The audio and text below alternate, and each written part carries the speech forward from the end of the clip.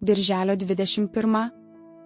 Mokykitės iš manęs, nes aš romus ir nuolankio širdies.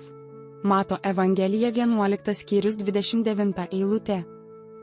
Tiesa, kad nuolankioje ir romioje širdyje glūdi poilsio paslaptis. Būti romiu nuolankiu reiškia ugdyti šias malones: kantrybę, nuoširdų paklusnumą Dievo valiai, tvirtą pastovų pasitikėjimą jo meilę, rūpesčiu, jo pagrindinių patarimų išmintimi ir jo padedančią apvaizdą.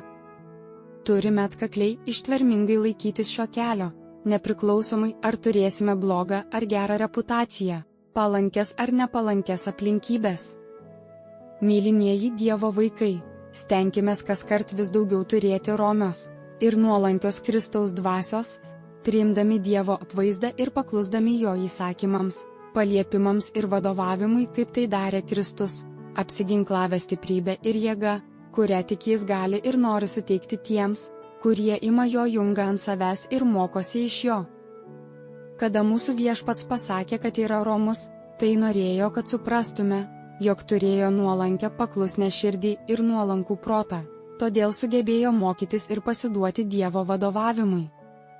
O kada pasakė, kad yra nuolankios, kuklios širdies, norėjo pasakyti, kad turėjo tinkamą savęs įvertinimo malonę. Šias dvi geras savybės Viešpats siūlo mums kopijuoti.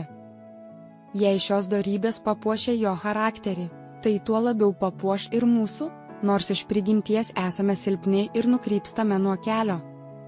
Iš Viešpaties galime mokyti šių malonių. Klausimai: ar šią savaitę mokiausi iš Viešpaties romumo ir nuolankumo? Kaip, kodėl, kokiose aplinkybėse? Kokie buvo rezultatai? Mokykitės iš manęs, nes aš romus ir nuolankio širdies. Mato Evangelija 11 skyrius 29 eilutė.